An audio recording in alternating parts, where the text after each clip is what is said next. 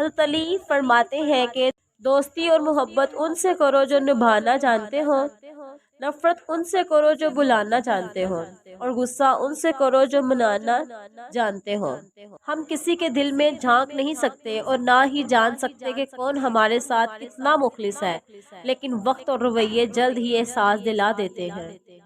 اگر تم اپنی جوانی کو برقرار رکھنا چاہتے ہو تو صبح آنکھ کھلتے ہی نیم گرم پانی میں کھجور کا دانہ بھگو کر منہ میں ڈال لیا کرو۔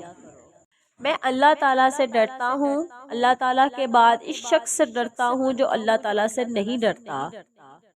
حضور پاک صلی اللہ علیہ وآلہ وسلم کی پسندیدہ اشیاء: کھجور، خربوزہ، زیتون، جو، شکر، سرکہ، انجیر، لوکی، شہد، دودھ، انار، کدو ہے۔